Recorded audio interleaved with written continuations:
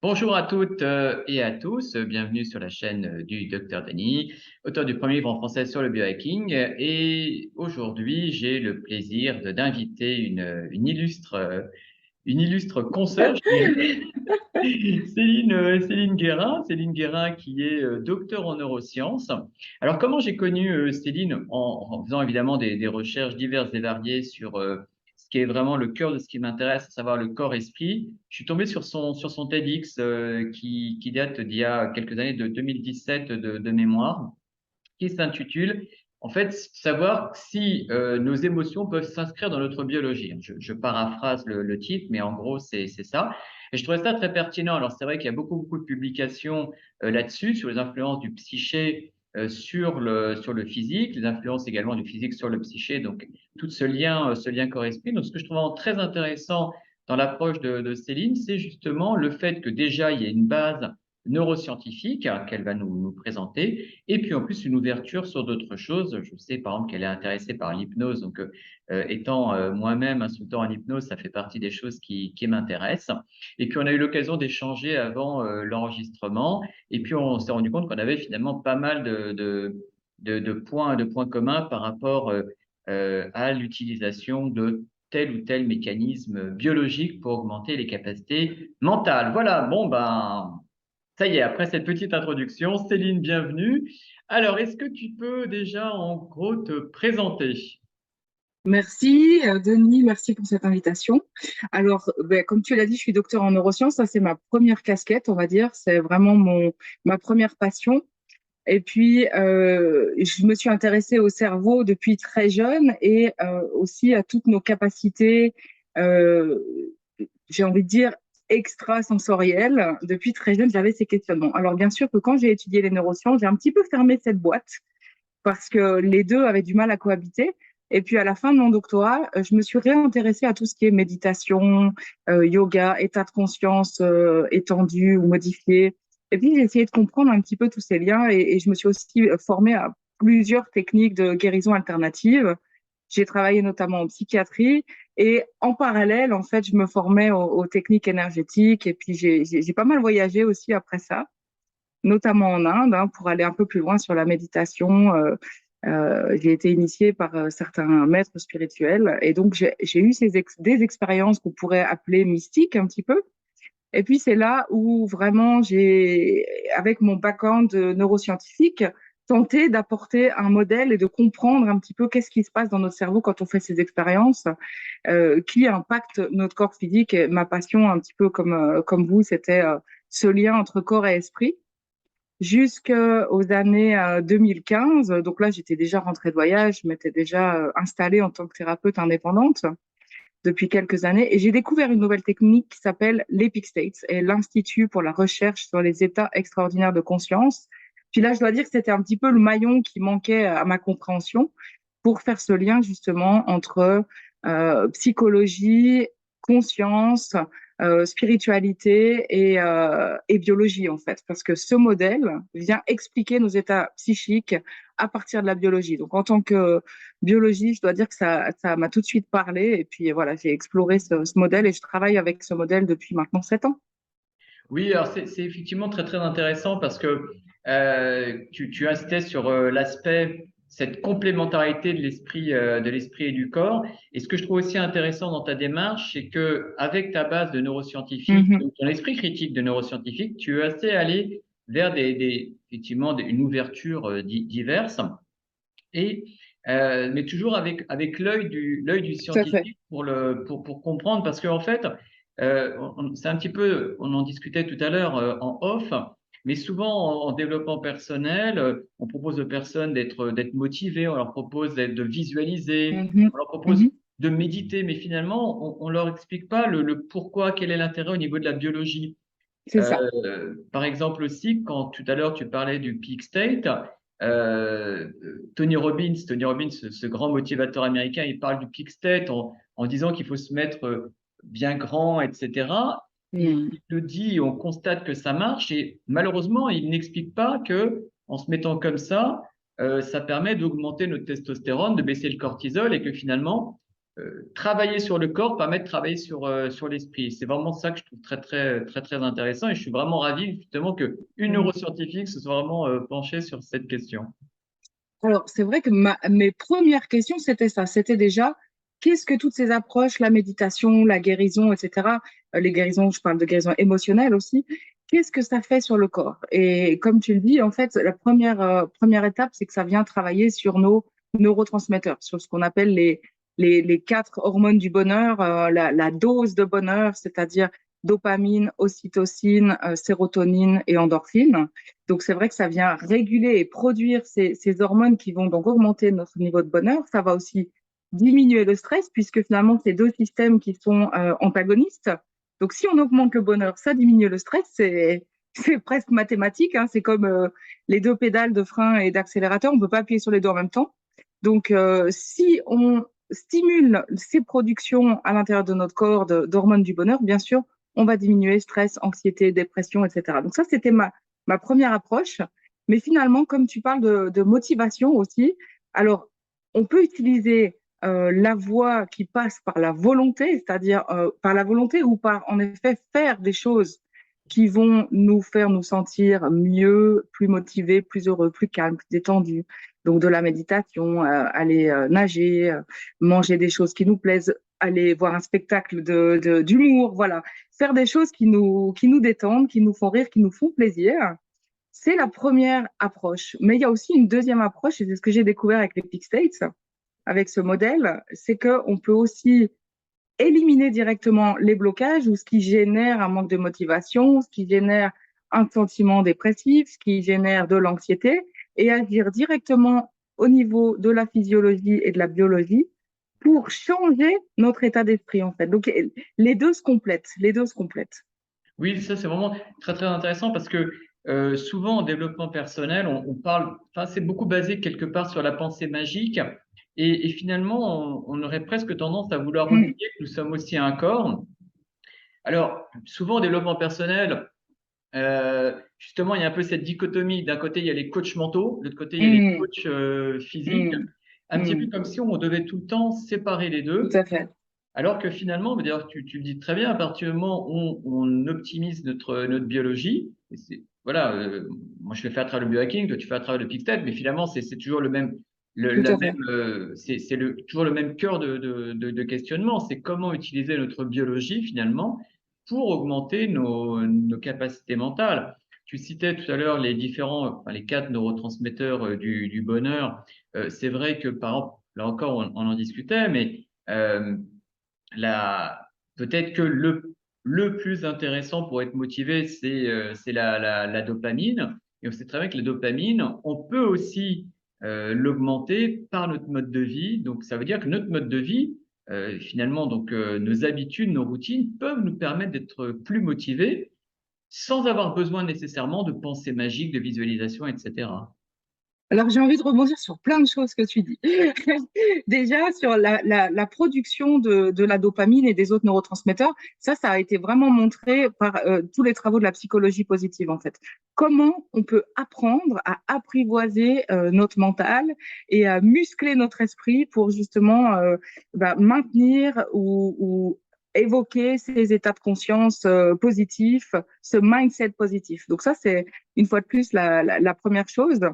Et puis, la deuxième chose que tu disais, c'était, rappelle-le-moi, c'est la deuxième chose sur laquelle je voulais rebondir. Euh, bah là, j'ai perdu la deuxième chose que je voulais dire. C'est bien, ça, tu pourras le couper. Ah ben, non, au Euh, contraire, je vais le laisser, je trouve ça super. là, au moins, c'est voilà, c'est naturel. Euh, attends, alors tu parlais de. Non, donc je parlais des différents neurotransmetteurs, notamment de la dopamine qui finalement était le plus intéressant, qu'on pouvait moduler par notre alimentation, également Ouais. nos habitudes de vie. Et finalement, parfois la motivation, que de chercher des choses compliquées, on peut déjà commencer par des choses simples du quotidien, de notre alimentation, faire en sorte d'avoir une alimentation équilibrée qui apporte les probiotiques, parce qu'on sait très bien que les probiotiques vont favoriser le microbiote qui est à la source de la dopamine. En fait, c'est toute une espèce de logique, on va dire très Hmm. holistique, que vraiment, voilà, je comprends qu'on partage cette notion que, voilà, voyons les choses par le prisme du corps, de la science, plutôt que par une pensée, Ah voilà, c'était la scientifique. pensée magique. C'était Voilà. là-dessus que je voulais rebondir, la J'ai pensée fait tout magique. un laïus pour arriver Merci, sur la pensée merci, magique. merci de me remettre sur la voie. Donc, la pensée magique, ben, voilà, en fait, je crois qu'il y a une partie de moi qui a dû être motivée pendant des années à rechercher un peu cette magie.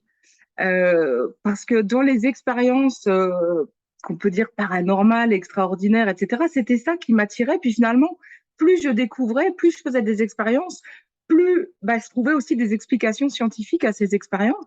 Et je me disais, mince, il n'y a pas de magie en fait. Et puis, plus j'ai décortiqué tous ces mécanismes pour en arriver au cœur de finalement un constat que j'avais déjà fait, c'est-à-dire que la vie elle-même est magique. Notre corps, la manière dont il fonctionne, c'est magique quand même, c'est juste incroyable, cet équilibre. Je me souviens dans les premières années de biologie où j'étudiais l'embryologie, la manière dont un corps se crée et un individu se développe, c'est juste magique. Donc finalement, il faut juste retrouver la magie. Mais ça n'est pas une pensée magique en fait. C'est simplement se réaligner avec cette magie de la vie à l'intérieur de nous, parce que quand on sait faire vivre ça, en fait, bah, notre corps retrouve forcément la santé, notre esprit aussi, et les deux sont liés en fait. En fait, comme tu dis, ce qui est vraiment magique, c'est de se dire que finalement, au début, nous ne sommes qu'une cellule unique, Mhm. totipotente, qui en fait a toutes les capacités et par une espèce d'effectivement de magie de la vie, ça crée un être humain qui non seulement est un ensemble de cellules et un paquet de molécules, mais un paquet de molécules pensant. Et c'est ça vraiment Ah, ah, qui est vraiment pensons. impressionnant. Et c'est vraiment ça. Et la clé, du coup, de ce qui fait de nous des êtres humains différents des autres animaux, c'est notre conscience. Alors, je dis pas que les animaux sont pas forcément conscients, mais notre conscience est différente parce qu'on peut justement l'utiliser avec la volonté. Et les techniques que j'utilise aujourd'hui sont basées là-dessus, sur la conscience et sur notre capacité d'aller à souhait, finalement, changer ce qui se passe au niveau de notre biologie avec la conscience. Pour faire très court, en termes de traumatisme, puisque tu parlais tout à l'heure du TED que j'ai fait en effet, c'était en 2016, je crois. Mhm. Euh, alors, je montre dans ce TED certaines études qui sont de plus en plus nombreuses aujourd'hui, qui étudient l'épigénétique et qui étudient comment les traumatismes, les traumatismes de vie, donc ça peut être des choses graves, hein, comme des accidents, la perte d'un proche, des violences, agressions, etc. Mais pas que finalement. En tout cas, ces traumatismes vont impacter notre biologie, vont impacter euh, notre métabolisme et la manière dont nos cellules fonctionnent ou fonctionnent moins bien, parce que ce qu'on voit, c'est que quand il y a un traumatisme, ça va bloquer certains gènes et ça va bloquer la production de certaines protéines. Et dans le modèle que j'utilise, c'est ce qui explique que on ressent des émotions. En fait, nos émotions répétées, Mhm. nos réactions émotionnelles qui vont au-delà de la normale, en fait, et qui nous font souffrir, s'expliquent par des protéines qui sont bloquées. Et donc, Oui. par des traumatismes, même si c'est complètement inconscient. Ce qui en soi est totalement incroyable et je dirais même presque contre-intuitif, quoi, d'estimer que les traumas qu'on va porter, voire qu'on va transmettre aux générations C'est futures, ça. c'est dû à des cassures ou des atteintes épigénétiques. Bon, tu parles, tu cites notamment dans ton TED ces études justement qui ont montré que le trauma, il avait des conséquences sur sur la méthylation de certains gènes, donc Exact. je dirais, des marqueurs épigénétiques de certains gènes. Alors, ce qui est intéressant, c'est qu'en plus, finalement, on ne sait pas vraiment pourquoi. Pourquoi le trauma va provoquer de la méthylation. Et c'est assez fou. Ça se constate, mais malheureusement, pour l'instant, enfin, sauf si tu as des notions J'ai des pistes. voilà, des pistes, mais en tout cas, malheureusement, On a des quelles sont tes pistes. pistes alors? Alors, les pistes, justement, bah, elles proviennent de ce modèle avec lequel je travaille qui nous parle, en fait, de comment ces traumatismes s'impriment dans la cellule. Et en fait, elles s'impriment, enfin, elles seraient presque déjà pré-imprimées. Parce qu'en réalité, quand on va vivre un traumatisme de type agression ou quelque chose de grave qui peut amener à un syndrome de stress post-traumatique à une dépression, à des crises d'angoisse, etc. Euh, à l'origine, le blocage épigénétique est déjà préexistant. Ça, c'est ce que dit notre modèle. Et ça, c'est ce que la science, pour l'instant, n'a pas encore forcément prouvé. Hein.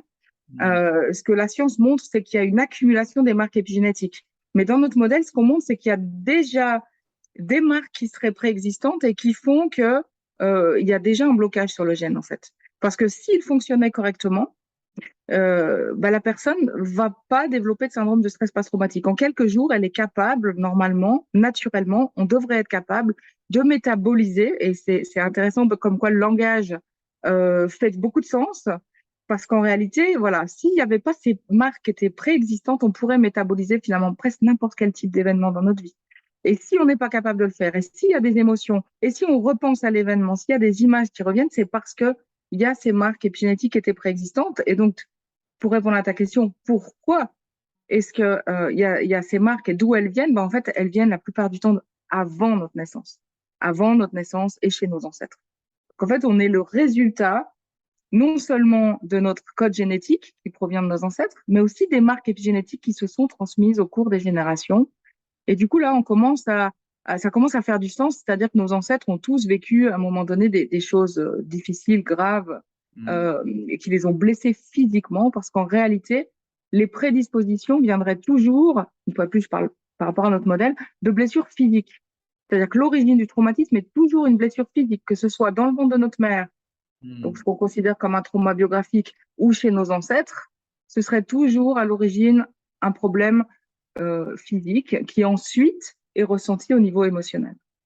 Oui, bah, de toute façon, à la rigueur, que ce soit quelque chose de physique ou d'émotionnel, de toute façon, il y a toujours, in fine, un conglomérat des deux. Finalement, ça rejoint les études qui ont été faites chez les descendants des survivants de la Shoah ou Exact. des descendants des survivants des Khmers rouges. Tout ça, ça a été montré. Alors, effectivement, comme tu le disais, il y a certaines personnes qui vont arriver à métaboliser les traumas, d'autres qui vont avoir du Mm, mal à les métaboliser. Certainement qu'il y a des prédispositions génétiques, finalement, tout à fait. dues aux ancêtres ou à un polymorphisme Et génétique épigénétique, génétique et épigénétique. Donc, puisqu'on peut le réverser, c'est probablement épigénétique en réalité. alors c'est justement, voilà, j'allais y Mm, venir. C'est ça qui est vraiment très très intéressant. C'est justement cette idée que, et ça a été montré. Alors c'est pas évident de le montrer, mais ça a été montré notamment avec la méditation, que certaines interventions mm, mentales, en tout cas, mm. pouvaient avoir des répercussions au niveau de l'ADN. Et c'est ça, je pense, parce que c'est vrai que toutes les fois, j'ai entendu parler de ces histoires de dire que quand on avait eu des ancêtres qui avaient été traumatisés, on portait ça un petit peu comme si, finalement, entre guillemets, on est foutu, quoi. On a les ancêtres qui ont souffert, donc Mm, tout on à va souffrir. Et fait. justement, j'aime cette idée de proposer, euh, de se libérer, de dire non, c'est pas une fatalité, on peut travailler dessus. Pour moi, c'est tellement primordial aussi, et c'est ça qui a aussi motivé toutes ces études, toutes ces recherches que j'ai faites ces dernières années, en fait, pour savoir est-ce qu'on a la possibilité de changer, de se libérer justement des traumatismes, de nos traumatismes, puis surtout ceux de nos ancêtres, parce qu'ils ont encore plus d'impact que les nôtres finalement. Mm. Et c'est toute cette part inconsciente où on se dit, mais je suis comme ça, je suis colérique, mon père est colérique, mon grand-père l'était aussi, C'est ça. et c'est comme ça, c'est ma nature. Non, non, non, non. On a ce libre arbitre de décider vraiment qui on a envie d'être, comment on a envie de réagir ou pas, ou de pas Oui, réagir. c'est une autre lecture du transgénérationnel. C'est vraiment une lecture Hmm. biologique et qui donne vraiment un fondement à quelque chose qui pouvait peut-être paraître un peu intuitif. Euh, Hmm. mais voilà, de toute façon, on est la somme de tous ceux qui nous ont précédés, que ce soit Alors, biologiquement ou psychiquement. alors, au départ, puisque tu parlais des survivants de l'Holocauste, par exemple, alors c'est vrai que les premières études, justement, étaient intuitives et psychologiques, où on observait les dégâts Mm. psychiques chez les descendants, enfants et surtout petits-enfants, en fait, des survivants de l'Holocauste.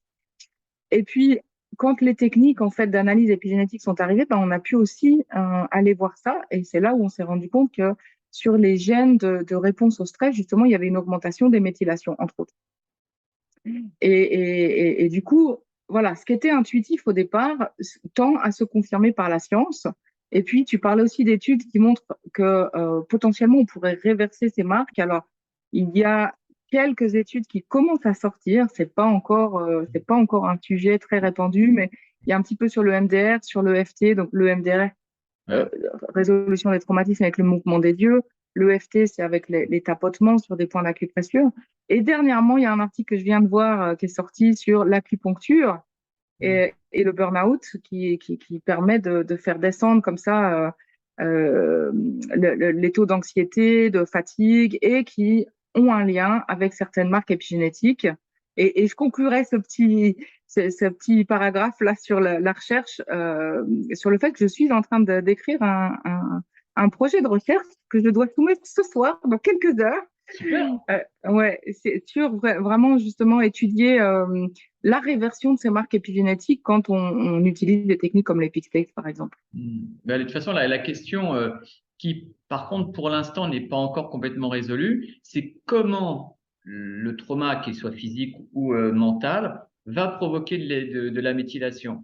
Donc, ces marques épigénétiques, pour l'instant, mis à part la piste du cortisol, on n'a pas grand-chose, hein, sauf si toi, tu as eu accès à des choses, mais personnellement, j'ai rien trouvé de très, très probant.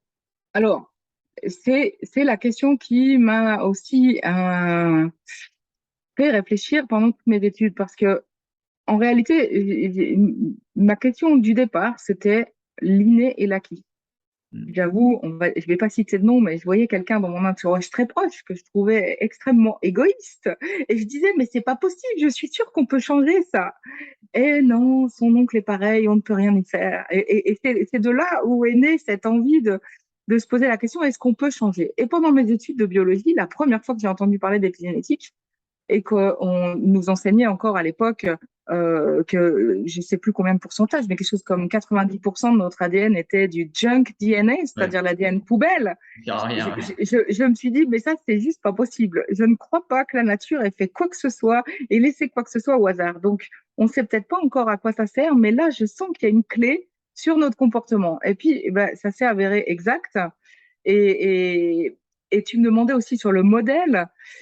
Alors, ou sur les hypothèses qui pourraient expliquer comment est-ce que ces traumatismes s'inscrivent dans les cellules. Alors, l'autre question à laquelle je trouvais pas de réponse, c'était, OK, au niveau biologique, on est capable de voir qu'un traumatisme, par exemple, va s'inscrire dans la cellule très, très rapidement, et puis qu'on retrouve ces marques épigénétiques dans toutes les cellules de notre corps. Donc là, je dois dire que là, c'était la grosse question. Alors, bien sûr, on fait des études chez les rongeurs, et puis on a pu voir que quand on les stressait, par exemple, on les sépare de leur mère tout petit, ou on fait des expériences où ils sont stressés, et puis on voit qu'il y a des marques épigénétiques dans les cellules du cerveau et qui sont les mêmes que dans les cellules, par exemple, sanguines et dans d'autres organes, d'accord? Mais disons, on s'intéressait à ça pour pouvoir voir chez l'homme, est-ce qu'on pourrait directement prendre les cellules salivaires ou les cellules du sang pour voir ce qui se passe dans le cerveau, parce que bien sûr, là, on ne peut pas disséquer le cerveau pour aller voir ce qui se passe directement dans le cerveau.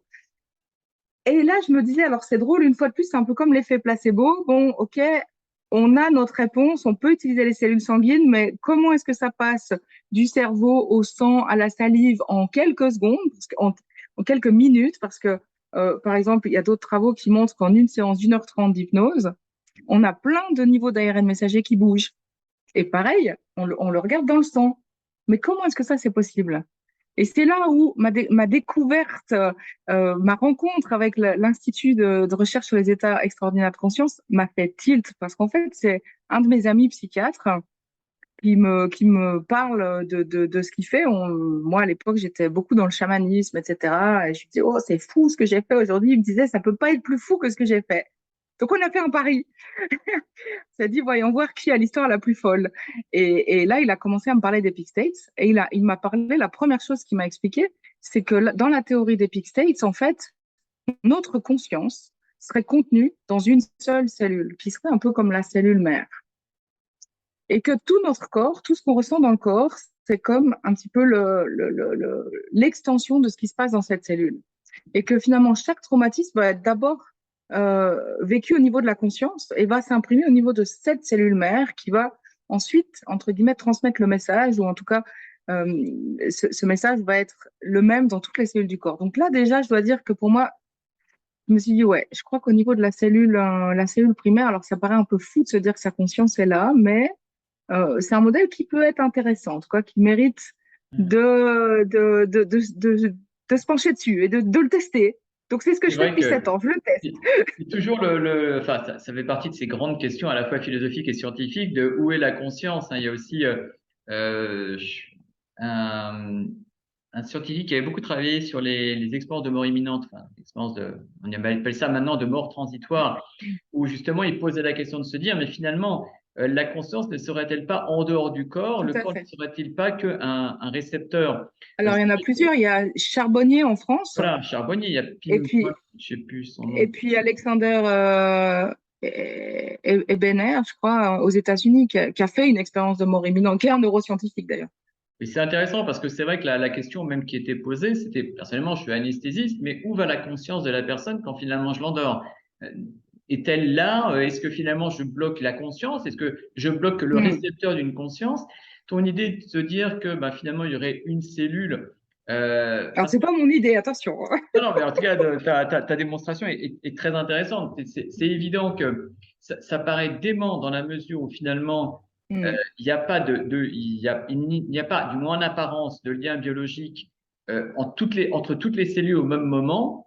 Il faut bien qu'il y ait le message qui soit transmis C'est d'une ça, manière ou d'une autre. c'est ça. Comment le message est transmis, ça, malheureusement, on ne le sait pas encore, hein. Peut-être qu'on le saura dans quelques temps, mais en tout cas, cette question de savoir euh, justement d'où vient la transmission à toutes les cellules du corps d'un trauma, Mhm, et c'est mhm. vraiment intéressant. Après, heureusement, ça ne nous empêche pas d'utiliser toutes nos techniques pour améliorer et pour changer l'épigénétique. Et Hmm. c'est ça qui est assez Mais intéressant aussi. en réalité, ce modèle est un modèle. Et ce que je trouve aussi assez chouette avec ce modèle, c'est qu'il ne vient pas exclure rien du tout. Au contraire, il vient plutôt donner une explication ou proposer une explication sur pourquoi est-ce que telle ou telle technique marche et comment est-ce qu'elle marche. Et en réalité, le fondateur, donc, qui s'appelle Grant McFettridge, qui est un ingénieur à la base, donc il a une pensée très problème, solution, et il veut du 100% de résultats, et il est en plus docteur en psychologie, c'est ce qu'il a fait derrière. Mais lui, au départ, il s'est intéressé justement aux états de conscience et à essayer de comprendre qu'est-ce qui bloque les états de conscience et qu'est-ce qui génère l'émotion. Et ensuite, il va regarder avec sa conscience. Hein, il a mis quelques années quand même avant de comprendre, après avoir compris l'impact des traumatismes, et explorer comme ça les traumatismes au niveau de la conscience, un jour, il s'est rendu compte que sa conscience était dans une cellule. C'est comme ça que c'est né, en fait, ce modèle de la cellule primaire. On l'appelle la cellule primaire. Et ensuite, il a pu observer finalement chaque type de traumatisme, à quoi ça ressemble dans la cellule. Quels sont les problèmes qu'on peut observer dans la cellule. Et il a pu aussi observer quand on utilise telle ou telle technique de guérison, qu'est-ce qui se passe dans la cellule, qu'est-ce que ça vient débloquer en fait. Donc vraiment, c'est un modèle qui permet simplement de comprendre où on est, mais qui remet même toutes les techniques ensemble, parce que du coup, on comprend que ce soit des techniques qui travaillent sur le corps et qui améliorent les voies métaboliques depuis la voie physique, ou qui l'améliorent depuis la voie énergétique, parce que ça vient débloquer des choses comme aussi l'acupressure, l'acupuncture ou d'autres soins énergétiques, ou qu'on rentre par le côté émotionnel ou encore spirituel, finalement, tout ça ne fait qu'un. Tout ça ne fait qu'un et tout ça vient affecter notre cellule primaire, quelle que soit la porte d'entrée par laquelle on va venir améliorer nos voies métaboliques. Parce que tout repose là-dessus, en fait. C'est-à-dire avoir un fonctionnement cellulaire optimal. Et quand on a un fonctionnement cellulaire optimal, on a un fonctionnement psychique optimal. Ouais, c'est toujours cette fameuse logique du corps-esprit, moi, qui, qui m'impressionne toujours. Bon, je suis aussi praticien enseignant en EFT, et c'est vrai que même Okay. quand on pratique l'EFT, les personnes au début trouvent cette technique extrêmement étrange, bizarre, parce qu'effectivement, de voir d'extérieur, ça semble un petit peu surprenant, voire un peu fantaisiste, et pourtant, les personnes, ce que je trouvais toujours très intéressant, ressentent vraiment physiquement la différence. Et ça, Hmm. vraiment, je trouve que c'est très, très intéressant. Et que ce soit au niveau cellulaire, là, comme tu le parles, cellules primitives ou au niveau de tout le corps, ce qui est intéressant, c'est de constater qu'une intervention mentale va avoir un effet physique. Maintenant, tout comme une intervention physique va avoir un effet mental, hein, toutes ces recherches qui ont montré que finalement, faire du sport, c'était presque, je dis bien presque, aussi bien que de prendre des antidépresseurs, hein, je Tout dis à fait. presque parce que je veux pas avoir d'embêtement, mais en tout cas, c'est quand même assez incroyable de se dire que, bah, Mhm. voilà, que finalement, quand on est déprimé, on n'a pas envie de bouger son corps, mais que si on se force à bouger le corps, on sera moins déprimé. C'est absolument incroyable. Voilà. On boucle la boucle du départ où on peut soit utiliser la volonté pour se mettre en route et puis se forcer à faire des choses, parce qu'en effet, quand on va faire du sport, on va améliorer le débit sanguin, on va éliminer des toxines, on va faire que tous nos organes fonctionnent mieux, nos cellules fonctionnent mieux, et donc on se sent mieux. Et on peut utiliser cette voie-là, ou on peut utiliser l'autre voie, où on va au niveau cellulaire directement Mm. en éliminer, on va dire, le blocage qui fait qu'on se sent triste et déprimé. Et là, d'un seul coup, on aura envie de faire plus de choses et on va faire du sport sans même forcément avoir à passer par la volonté. Mais de toute façon, les deux fonctionnent. D'où l'intérêt justement d'utiliser potentiellement C'est ça, les deux voies. Donc vraiment, c'est c'est très ça. très éclairant, très éclairant. Oui, oui. Moi, très souvent, je vais travailler avec les différentes dimensions aussi de la personne. Et je vais aussi conseiller, pour certaines personnes en burn-out, par exemple, de compléter notre travail avec un travail qu'un naturopathe qui va pouvoir, comme ça, aussi soutenir le corps parce que ce travail émotionnel, il demande beaucoup d'énergie. Oui, oui, bien sûr. Bah, de toute façon, enfin, on en discutait aussi tout à l'heure. On sait très bien que les neurotransmetteurs, c'est finalement, tout comme toute la neurochimie, tout comme finalement toute la chimie du corps, vient en particulier de l'alimentation et que vouloir chercher à se motiver ou à faire du changement mental si on ne prend pas déjà soin de son corps, il y a un moment ou un autre, ça va être voué à l'échec. L'inverse est en vrai aussi d'ailleurs. Mhm, mhm, mhm. Et oui. Alors, j'avais aussi envie peut-être d'aller un peu plus loin sur l'EFT. Ouais. Parce que dans notre modèle, on a aussi une explication, en tout cas un type d'explication sur comment fonctionne l'EFT. Mhm. Alors, Un pardon, scoop là alors. comment? Un scoop. Ouais. Alors, le modèle entier est un scoop. Donc, si ça t'intéresse et que tu lis l'anglais, tu pourras regarder le volume 1 du Peak States of Consciousness Mhm. et il est bourré de scoops dedans.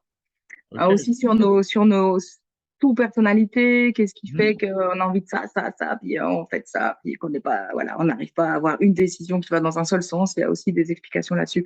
Mais pour revenir sur l'EFT, alors je sais pas quelle est ta vision des choses par rapport au chakra, mais c'est vrai que l'EFT, c'est quand même dérivé d'une technique, enfin, c'est une technique d'acupressure Question, qui tout est, à fait. qui est dérivée d'acupuncture, qui vient de Mhm. la médecine chinoise. Tout à fait. Et donc, dans la médecine chinoise, on reconnaît ces centres énergétiques. Alors après, ils ont différents noms en fonction des différentes traditions.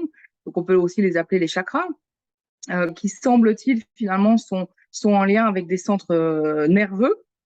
Semble-t-il. Euh, Ouais. Il y a voilà, de l'anatomie, il y a quand même de l'anatomie là-dedans. Ouais. voilà.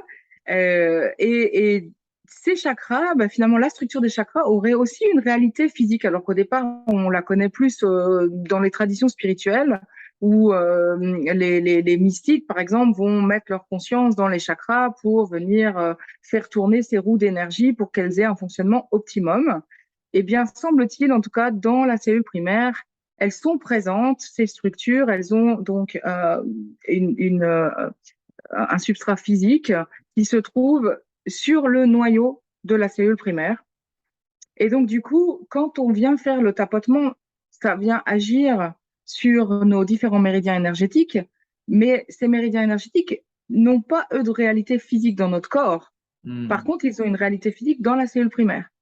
Et ça donne des impulses, des vibrations, en fait, le fait de faire ces tapotements qui sont le long des microtubules. Les microtubules, c'est les structures, c'est des structures qui permettent justement de donner la forme à la cellule et de la solidifier, entre guillemets. Sinon, elle serait un peu liquide comme ça. Et donc, ces vibrations vont interagir entre la membrane de la cellule, hein, qui est notre corps, et le noyau de la cellule, là où sont ces chakras, et ça viendrait réparer en fait une structure dans le chakra, une structure physique à nouveau, qui est en lien avec les traumatismes au niveau de l'ADN. Alors, je fais très court, mais il y a en tout cas une théorie qui propose d'expliquer comment ça fonctionne. Non, mais c'est assez fascinant et ça rejoint ce que tu disais tout à l'heure, c'est-à-dire de se dire comment finalement le message d'un trauma peut aller très rapidement joindre toutes les cellules qui finalement n'ont aucun lien entre elles. Puisqu'on pourrait dire, Mm. est-ce que c'est par le sang? Ben, en fait, non, parce qu'il y a des cellules de notre corps qui ne sont pas directement Mm. touchées par le sang.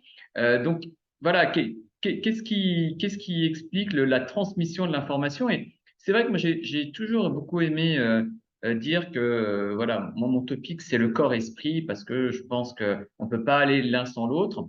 Après, finalement, même si c'est pas mon domaine, même si c'est un champ auquel je m'intéresse, mais finalement, le lien entre ce corps et l'esprit, est-ce qu'on peut appeler ça l'énergétique, enfin, que sais-je, après, on est encore au balbutiement de cette science et c'est vraiment intéressant que finalement, toi, tu nous en parles pas d'une manière très ésotérique, tu en parles vraiment avec le filtre de toutes tes études, de ton doctorat de neurosciences Mhm.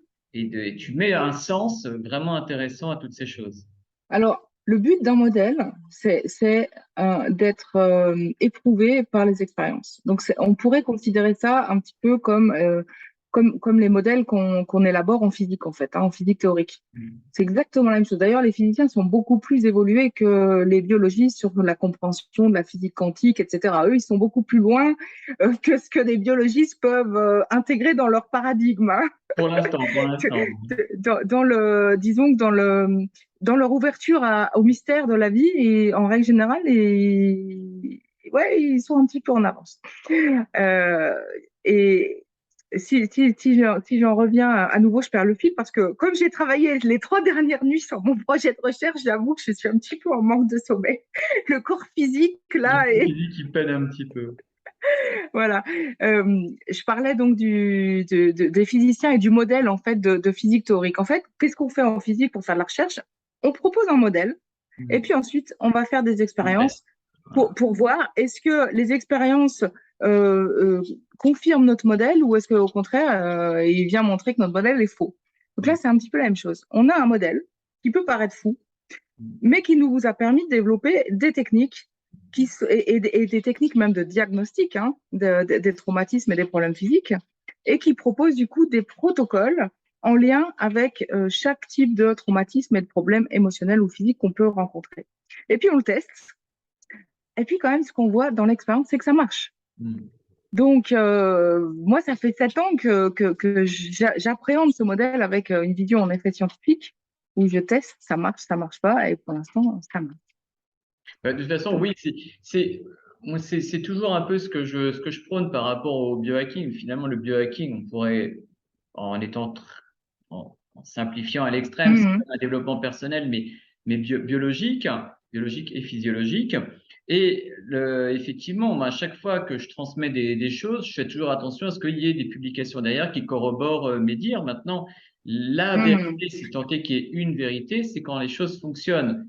Voilà, l'empirisme reste quand même parce que bon, on a beau être tous, enfin, on est tous différents. Donc, mettons, c'est n'importe quoi. On dit que chaque personne nécessite tant de milligrammes de vitamine C. Oui, peut-être, mais en fait, chacun on a Mhm. forcément tous le même besoin euh, et on n'a pas Alors, forcément tous les mêmes effets.